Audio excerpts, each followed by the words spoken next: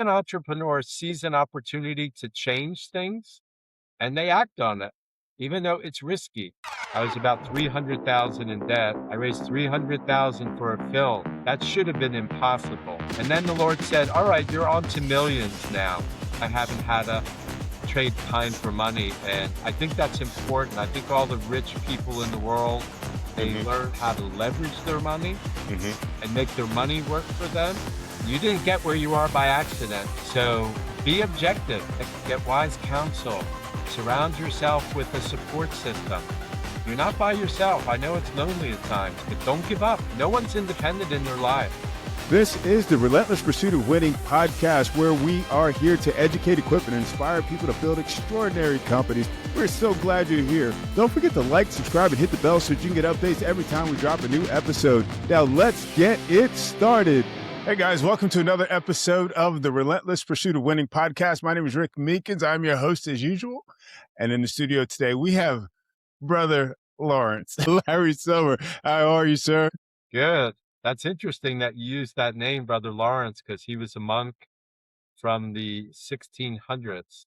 Uh-huh. He wrote a book called Practicing the Presence of God. Now, after 40 years of reading it the first time, I went to a group that read it again. It was very interesting. And I don't go by Lawrence, but this monk was very spiritual, very interesting guy. Yes. I've not read the book, but I've heard about it a number of times. You know, it's interesting. I think this episode is got to be fun. I talk about faith, with respect to entrepreneurship. Periodically, every once in a while, we have guests, and it's really interesting because I have guests from a number of different faiths. But faith is just so grounding.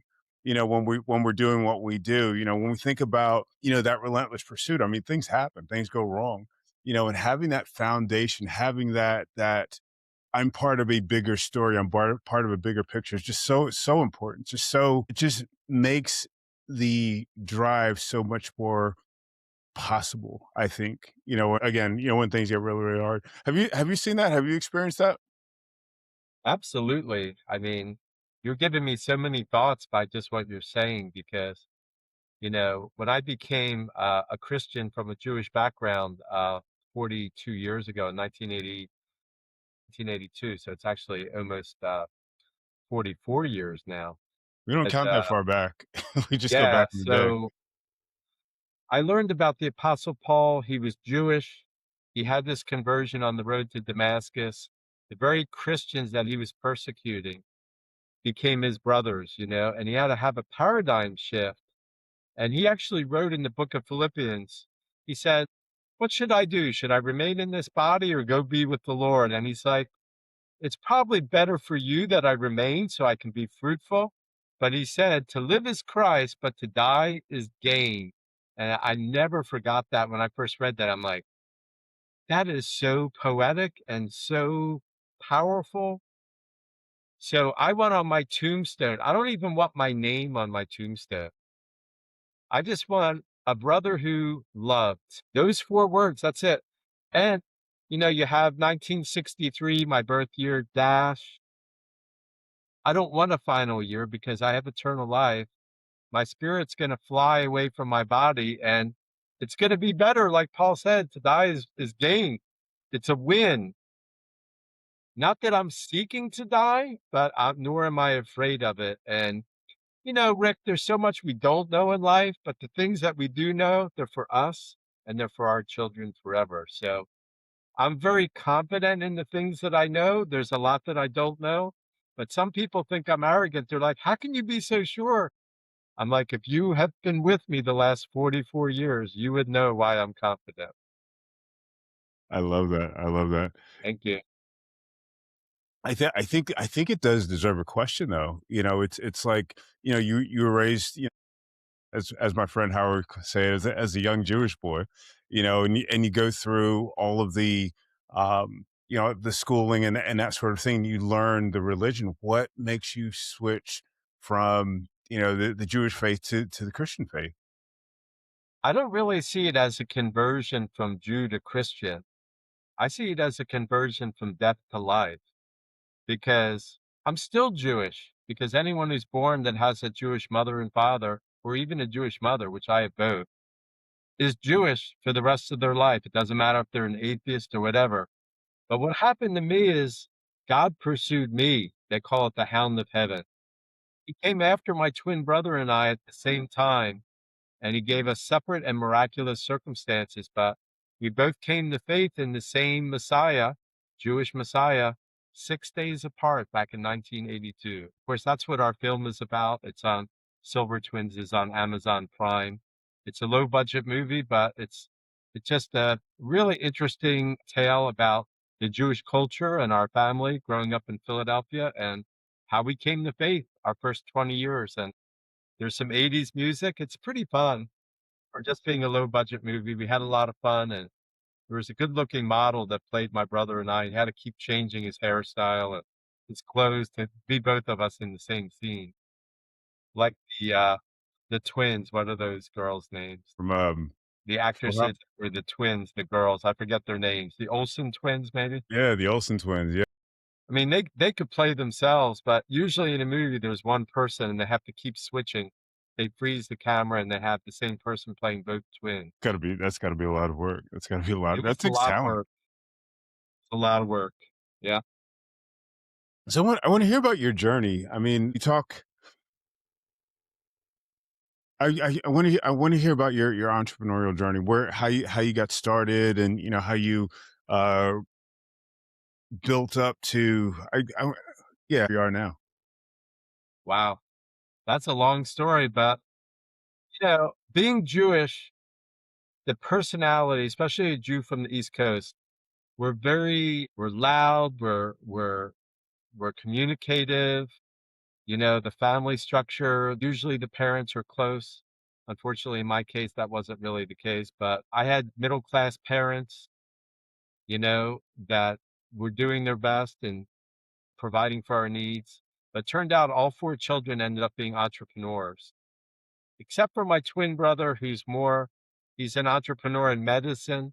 He did really well for himself. He ended up chief of staff of a VA hospital in Indianapolis, but he retired a year ago and financially did very well for himself as a doctor. But he would probably say he's not an entrepreneur, but he's in ministry full time.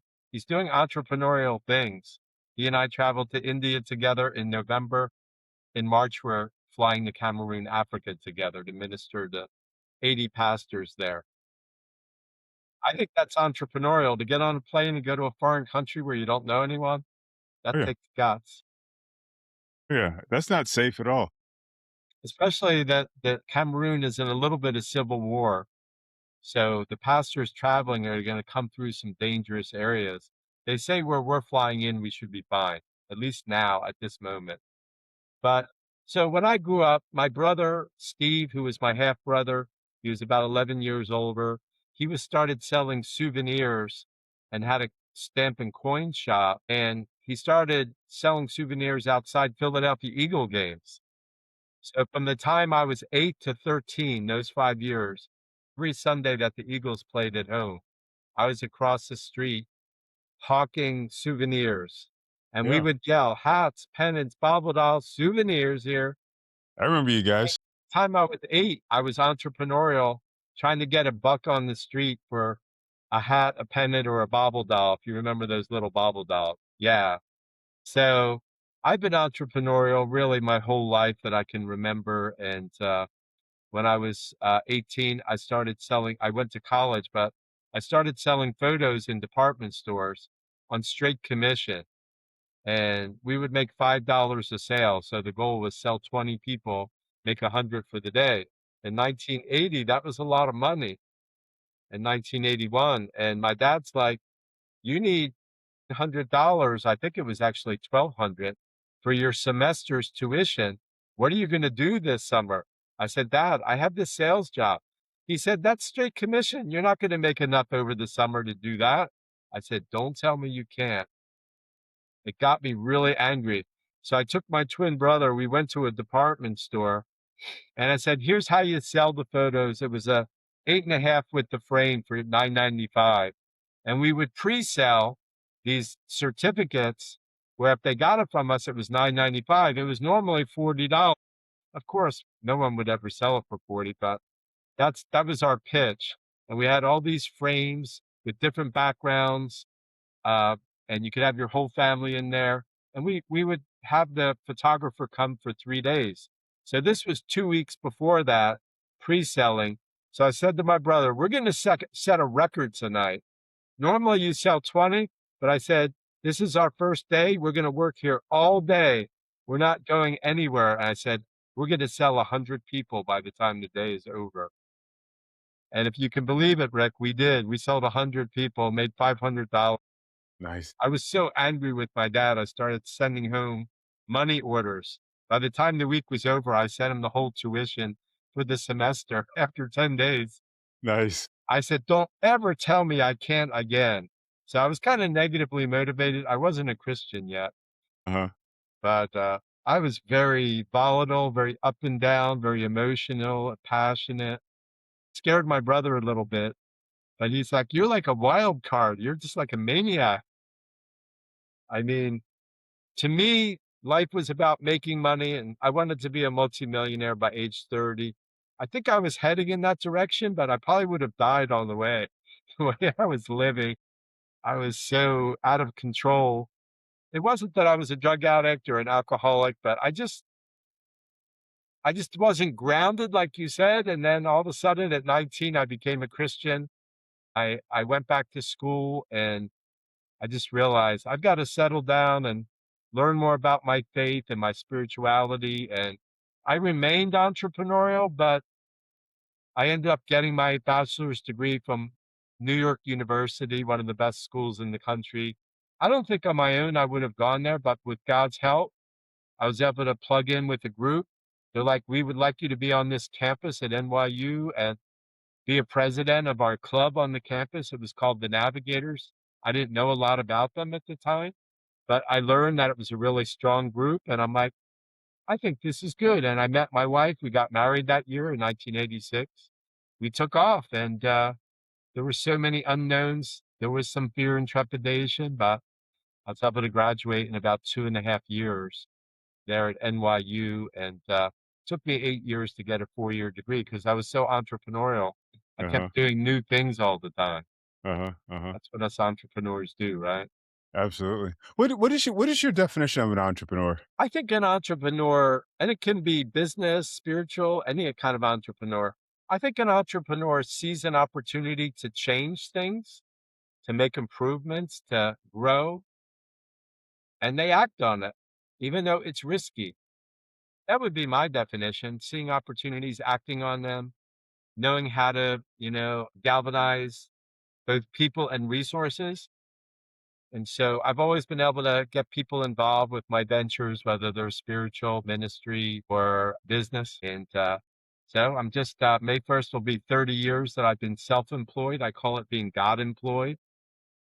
If you don't like the term, sorry, I don't have an apology for you, but that's what I call it because I don't really think I do anything on myself. I don't think anyone's really independent, living life on their own. I can prove it. Okay. You want me to prove it? Go for it. Is there anyone watching that has been born alone by themselves, no mother involved? Even Jesus, who had an immaculate conception of a virgin, wasn't born by himself. Now, God was his father, no human man, but still, all of us are born with somebody there with us. And most people die without being alone. There's some exceptions, but most people die with someone around them. So we're not born alone, we don't die alone. And I think we don't live life on our own in between our dash there, between when we're born and when we die. The dash shows that we can't really be independent. We need help. Many people get married, have children, have grandchildren, they have companies, they're working with other people. Nobody's an island. Like, it's amazing in America, we go to the store, buy all the things that we need. We never think about where do all these things come from? We buy 100 or $200 worth of groceries. It's amazing if you track where all these produce come from, how they got trucked, how they got produced, how they got harvested, how many people were involved from the time that food was grown or produced until the time it ends up on the shelves at a Kroger, or an Aldi or wherever you shop. How did it get there? Like, There's no independence. It took probably hundreds and even thousands of people to get that one product so that you could buy it at the store down the street from you. I have a Kroger 2 miles. It takes 5 minutes to get there by car. I can walk there in about 40 minutes to the store if I want to walk, but I usually don't. And take a bike or Welcome to whatever. America. Only in America. Only in America. And you get gas pumped, so you can drive your car, and we have no idea what it takes to produce that gallon of gas. That There's a part. lot of small businesses in America, millions, that are entrepreneurs that work hard, that have good values. I would say most are honest people, honestly. I've had bad experiences, but my good experiences are, 95% of my experience and only bad 5%. And I've learned to stay away from the 5%. That's If I key. don't like somebody, they're like, but you can make 100,000 working for this person. I'm like, nah, it's not worth the money. Yeah, I'll yeah. say You have to no. be discerning. So Some tell me things something. aren't worth the money. What do you think? And I know you brushed over really quickly, but what do you think? What does it take, for someone to be successful as an entrepreneur? I mean, we have, all these courses, we've got AI, we've got, all kinds of books and pillars and all kinds of things. What have you seen? I mean, you've done this for 30 years successfully. What have you seen that has consistently enabled you to pay your bills, pay yourself, keep I don't going? know that I'm a good example because most of my business life, I've only worked like 40 hours a week, which most people say that's impossible. No self-employed person works 40 hours. Well, when I'm on the road consulting or doing something like that, I don't work 40 hours, but I only travel less than once a month. So most of the time I'm working 40 hours or less. And I have all these other things I'm doing, producing a film, writing books, ministering in public schools. I'm involved in so many things at my church. I'm teaching at another church. I'm about to start on Wednesday a 4-month study in my second book called Overcomers. My nights are filled. I have one free night a week during the week that I can do something, I can take a chill pill. But most of the time, I'm involved with things. I have groups that I'm involved with, fellowship groups, always trying to meet people, grow, learn new things. But I don't think I'm a good example. I'm not your typical, but I think your typical small business entrepreneur is going to have to work hard. They're probably going to work 50 or 60 hours a week. I'm the exception. I felt like if I can make 100,000 when I was younger, why do I need to work that many hours? I was happy just making my 100, 120, 140. One year I broke 200. I was working 40 hours a week. Yeah. I had other people around me so that I wasn't just trading my time for dollars. I had other people that were doing the work. I was overseeing, training. I'm not really entrepreneurs usually aren't very good managers. I definitely fit that mold. I'm not a very good manager. I don't like telling people what to do. I'm like, this is what you need to do. If you're self-motivated and you can do this without me looking over your shoulder, then that's good for me because I can't babysit you. I can't sit here and watch everything that you're doing. I don't like to. I have enough of my own work to do. So I've always tried to hire self-starters, entrepreneurial types, where you just kind of point them in the right direction, give them the right tools and training, and they should be able to get the job done. So again, I've had to hire managers to manage the people that have worked for me. I've only had as many as 10 or 11 is the most that I ever got. But I could have a bigger company than that, but I just don't want it. At this point in my life, I don't need to have that. I might invest in other businesses in the future, but I don't think I'll ever be caught working 40 hours in another business. I don't think it'll happen to me. But again, I think I'm the exception. Some people really enjoy that. I enjoy my work. I enjoy it 20, 25 hours a week. And then I enjoy doing other things. Some people would watch me and say that I'm semi-retired, but I am still working quite a bit. It just doesn't look that hard.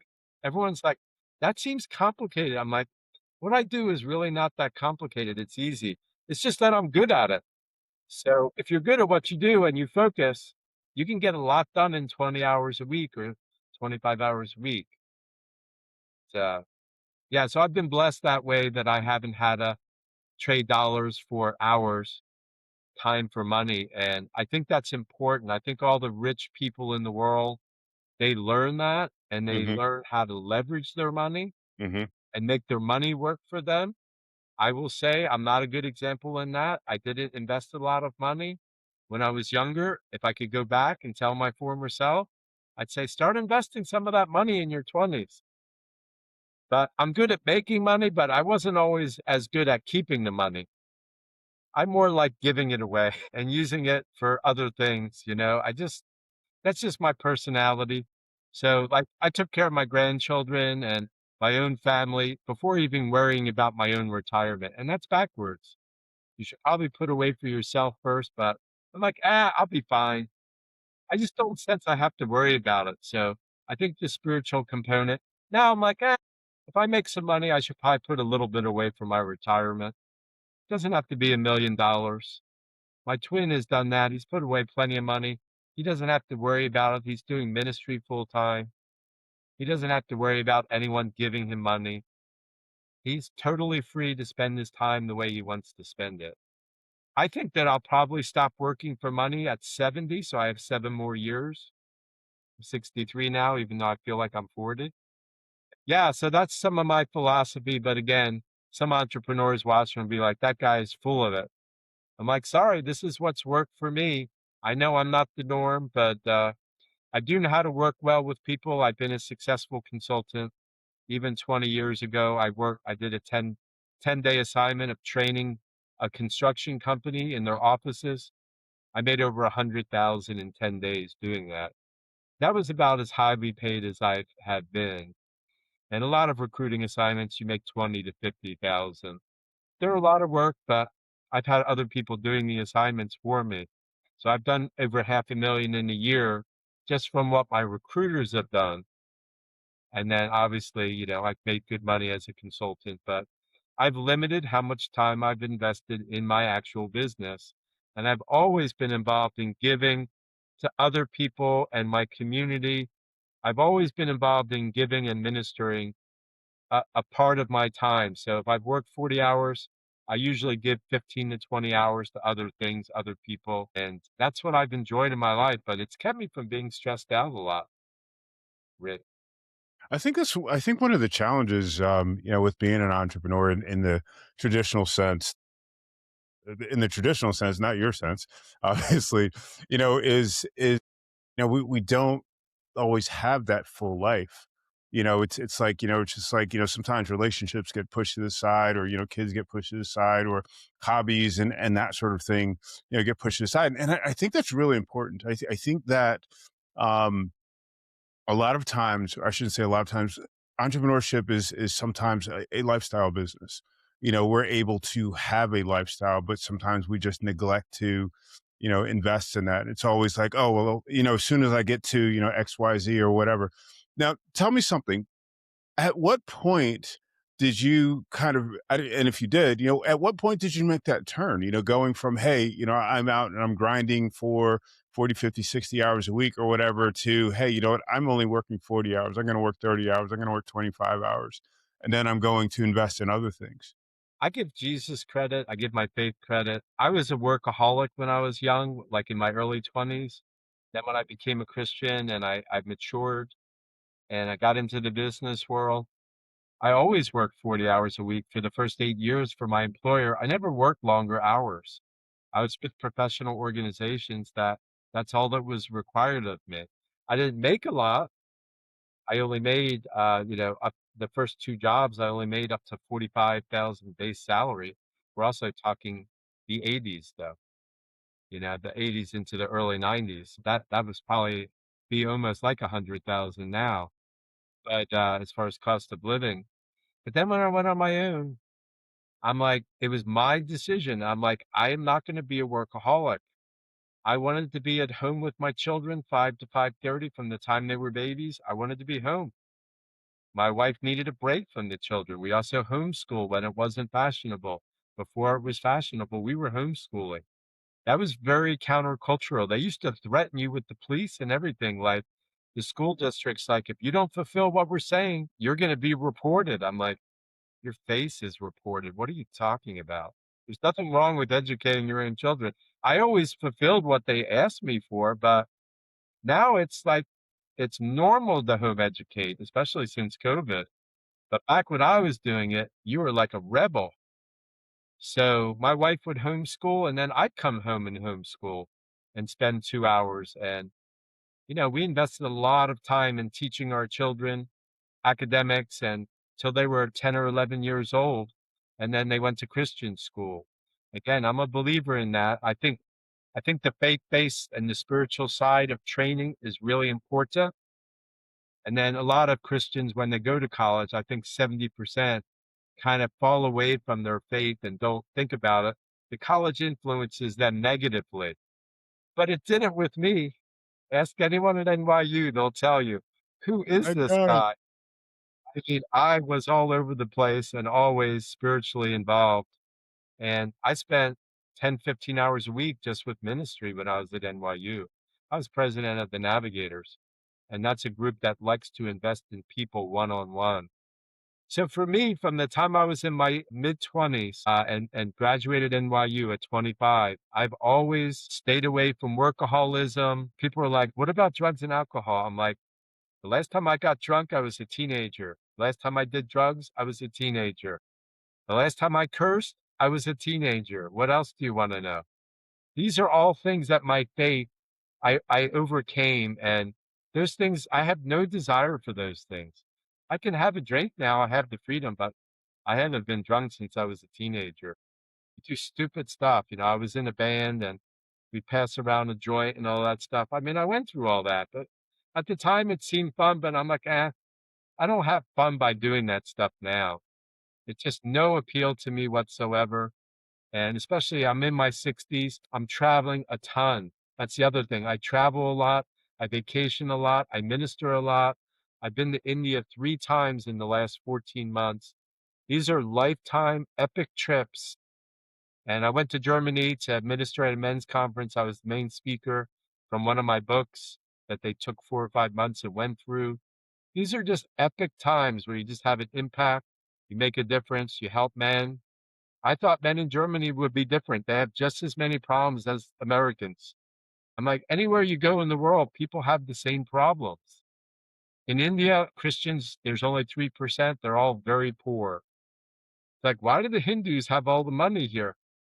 So I do talk about entrepreneurialism a little bit to the believers there, but I've talked to a lot of the Christian leaders around the country, been all over the place. And there's a Christian college that I really enjoy, and they have a limited number of students, and been there twice. And my twin and I are looking to go back there in November. But I'm enjoying these years of just learning, growing, traveling, meeting people. And especially if you go on like biking cruises, they're all entrepreneurs. They're all business owners. These are the ones that can afford. My last cruise was $20,000 for my wife and I. How many people can even afford that? Everybody on that trip has money or they wouldn't be there, right? So we're talking to people from Australia, people from Sweden, people from China or Japan. These are all successful entrepreneurs. I'd say 90% of them are business owners that I meet on these trips, or older people that have done well financially. So, yeah, this is a really important topic. God says if he can trust you in a little bit, Rick, then he can trust you with a lot. So I've worked my way over time trying to be faithful with a little. Like I said, I didn't make a lot at first. And then over time, I've tried to be faithful and trustworthy. My first film that I made was because of my divorce. I was about 300,000 in debt. I never wanted to be divorced, but it's a long story. My wife was not faithful, ended up in another relationship. And then because I was successful in business, I owed about $500,000. So the court says. So you have to pay back your business, you have to pay back all this stuff. And I just paced myself. I said, I'm going to get through this. And when I met my current wife, I was about 300,000 in debt. I raised 300,000 being in debt. I raised 300,000 for a film. That should have been impossible. You're not 300,000 in debt and go out and raise 300,000 for a film, but I did. And then the Lord said, "All right, you're on to millions now." So I was faithful with tens of thousands, hundreds of thousands. Now my film budget is 3 million. I've worked my way to that. That's not an accident. You have to be faithful with a little before God will entrust you with much. So a lot of this entrepreneurial stuff is your character, your resources, your faith, and perseverance. It's not that I'm better than anyone else. I just persevere through a lot of garbage. So, people are like, even my wife was like, my current wife, she's like, I don't see you raising 300,000. I said, that's a shame that you said that because what are you going to do when I've raised it? Then I got to 100,000. I was a little bit short, but my producer said, anyone that's ever made it to 100 always makes the full budget. You're there, buddy. Then my wife saw that I kept raising money and she's like, you're going to will this to happen. I said, what? It has nothing to do with my will. It has to do with my faith. And I said, I'm persevering and trusting. So I was able to raise the full budget. It took 3 years. This current film, I'm hoping to raise 3 million this year and put up a percentage of the budget with my own funds. You said So you said you owed $300,000 and you raised 300,000. I mean, did you raise 600,000 in 3 years or what? How no, did it's how just that that I owed my wife because of my business and the court ruling Right, in the divorce. I had to pay. I was in that much debt that I owed for my business and for this and that, right. alimony, spousal, I mean, child support, all that. Yeah. Now, eventually, my children, yeah, they're both in their 30s now, but I went through that. And I thought to myself, I'm not going to cry. I'm going to pace myself through this financial hardship that I didn't even bring on myself. Yeah. My wife divorced me, and then the court thought I was a millionaire, which I wasn't. But if you're a successful business person, they throw the book at you in Ohio. You don't Yeah. want to be divorced where I am at all. It's bad if you're a man. I've heard that So before. I thought, I'm gonna pace myself, and, I didn't shed any tears, maybe a crocodile tear here and there, just teasing. You know, the chat, it's interesting. You brought a really important point. As entrepreneurs, this is our life and things happen, and things happen that we don't anticipate. And one of the things that one of the important conversations is how did you navigate that? How did you continue doing your work, staying on track, realizing, not feel like, God was turning his back on you, not feel like the world was, Never felt that crushing way. you and, you know, I thought my wife fell away. I put the blame on who it was. She called me one time after the divorce, she said, "Are you gonna take any credit for this divorce, like even 1%?" I said, "Absolutely not." I said, "I wasn't perfect in the relationship, but where does it say you have to be perfect in order to have a great relationship? No one's perfect." But I said, "I wanted 0% to do with the divorce. I didn't believe it was right. You were in an extramarital relationship. You never admitted it."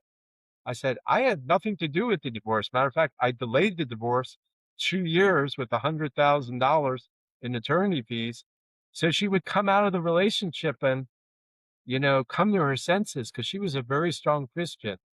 In the end, after 6 years, she ended up remarrying the guy who she, to this day, never claimed that they were in any relationship. I knew they were lying.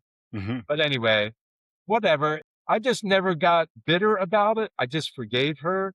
And then, of course, I ended up getting remarried, and my first wife was jealous. And I'm like, what the heck? Why do you care about my relationship now?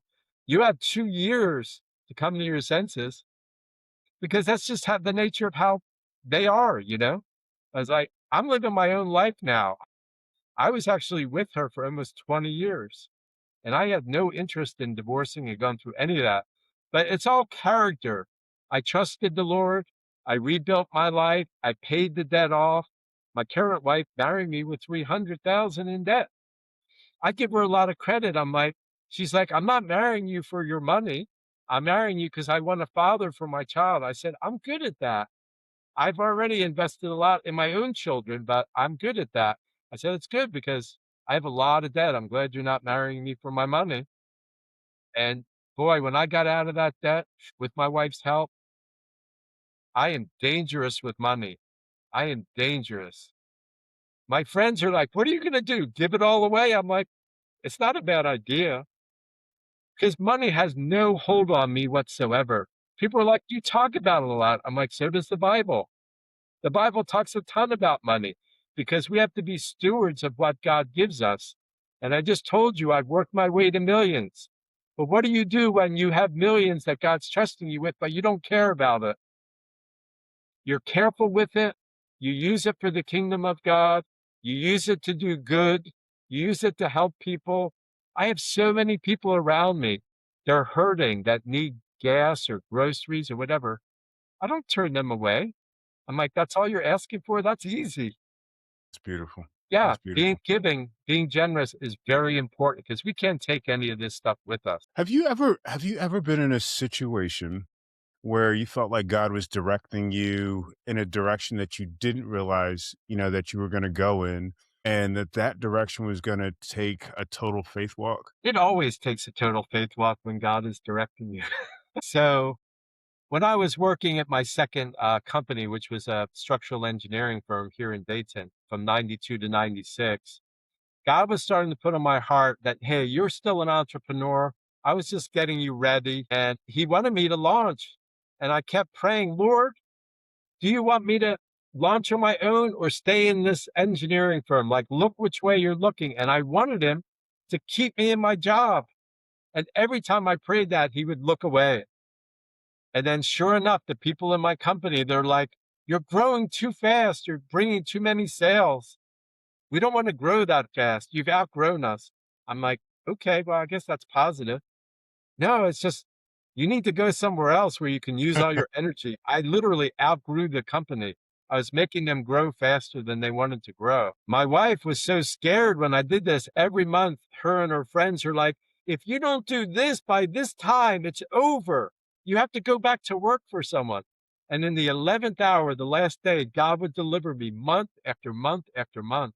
Finally, after like about 6 or 8 months of this turmoil that she would put herself in, I'm like, isn't it pretty obvious that God wants me doing this? I know it's not easy. I know it's not fun to be self-employed, but we're doing fine. We're making more than we've ever made. My first year, I made 90,000, which it was double what I ever made before. And my second year, I was making six figures being self-employed. And like I said, I could have made more, but and there were years I did make more, but I never worked more than 40 hours. And I'm really think that more entrepreneurs should think about that. That working smart is better than just working hard. Working hard doesn't guarantee success, really. I mean, it's necessary to work hard, but not just working hard. You got to work in the right way. You got to use your resources properly. You have to have good skills. There's certain things that I'm pretty good at. I got ready to be a merger acquisition advisor my whole life. I kept trying to do it and nobody would hire me. Finally, over 5 years ago, a guy on LinkedIn said, we're an M&A firm and we're merger acquisition and we're looking to hire someone like you. You got a niche in construction. It's been a great company. I've enjoyed it. I'm a 1099, but 2 years ago, I sold three companies and I was number one out of all the advisors nationally in my company. And I was working like 20 hours a week at it. And they're like, what the heck? I'm like, I was lucky. I was fortunate. I was blessed. I don't really take a lot of credit. I was just at the right place at the right time, doing the right things. It shouldn't have really happened. But, when you have time and you have money, that's when really good things can happen in a person's life. You work raising a family, going through all this stuff, but you don't ever have both the time and the money to do what you really want to do. And now I do, and I'm very dangerous. Nobody tells me where to go, what to do, and it just keeps getting better. I'm like, if I can keep living like this till I'm 100 and keep my health, I have no problem living to 100. And I'll just keep doing what I'm doing, making faith-based films, writing good books, investing in people and friends. And hey, I'm pacing myself, you know? Pacing Myself for Eternity. That's the name of a book that I'm writing right now. Pace Yourself for Eternity. Oh, good deal, good deal. Yeah. What do you think, throughout your, just thinking back, what do you feel the most important lesson you've learned is? Do you mean in business or life? Focus. Focus yourself. I mean, everybody struggles with focus. You know, I go on YouTube and probably spend 20 or 30 minutes a day. My mind needs to focus. And then at times my mind needs to relax. Because how many hours a day can you focus? But if I have 4 or 5 hours a day where I'm focusing, I get done what a normal person gets done in 8 to 10 hours. But I'm getting too old to focus for 8 or 10 hours in the same day. I'm getting too old. I'm getting tired. Like, I don't take naps during the day, but on the weekends, I'm tired. I'm like, I need to take a chill pill this weekend, even though I want to work on my books. I want to do this. I want to do that. I'm like, I'm tired. I'm working harder than I thought I would be working. But it's because I'm responding and reacting to what's in front of me. But I think for me, my focus in knowing what I'm strong in and focusing on that. I don't try to do things that I'm weak at because I get other people to do those things. I pay them for those things. Lately, I've been paying a lot of money for things that I know I'm not good at, but the result is good. Yeah. So I'm working on a deal right now that if it closes in May, and I think that it's going to, I'm going to make about 500,000 on one deal. And literally, I've only been working on it for 3 weeks. I mean, in my past, I couldn't do what I'm doing right now. So skills build over time. You have to know what you're good at and focus on that and stay at that. Again, perseverance. Focus with perseverance is the key in life, not just business, but pretty much anything. I think people give up on their relationships, they give up on their business, they give up on things too easily. You also have to know when you cut your losses. I think some people don't know when. They keep going when they should stop. So I don't have the patience that I did when I was younger. I know what you mean. I'm with you there. I'm with you there. So you've got a new project coming up. You've got your film project coming up. Do you want to talk about that a little bit? The film is called Chris T, if it's going to retain that name, but it's a fictitious movie where I put the Messiah in a hospital as a middle manager. He's a director of admissions. He's fairly new to the hospital, trying to get the ear of the president. He kind of half has his ear. But anyway, the president ends up dying at the beginning of the film from a massive heart attack on his own operating table. He has a little visit in heaven, and this Messiah from the praying chapel comes between heaven and the Messiah going to the operating room where he's sitting there dead, laying there dead. He ends up coming back to life at the beginning of the movie, and he realizes, I've done a lot of things wrong. I need to make things right. He's a nominal Christian. He would have got into heaven, but God says, you have a chance to go back and get some rewards. Instead of living for yourself, live for others. Instead of profits, live for people. So he's a nominal Christian. He would have got into heaven. He had faith, but he wasn't living like a Christian. He was a workaholic. He didn't have good relationships with his family. He was all about profits. So that's all he cared about in his life. And that's what brought the heart attack on prematurely. I think God did it to stop him in his tracks and say, hey, you're in your 50s, but if you want to live a full life, you got to stop doing what you're doing or you're done. And people don't realize God cares. God's involved. So this is a movie where I can portray these values, and you can make up anything. There's children in cancer wards. There's all kind of fun things you can do with the Messiah who's a manager in a hospital. So anyway, he's low key. He's a very winsome person. People don't know that Jesus is winsome. They don't even know what that means. But he's fun loving. He's friendly. He's wise. He's the kind of person you really want to have as a good friend, maybe even your best friend. So that's kind of how I've lived my life for 40 years. I think it's done pretty well for me. I don't have any regrets. What do you Amazing. think, Rick? What'd you say?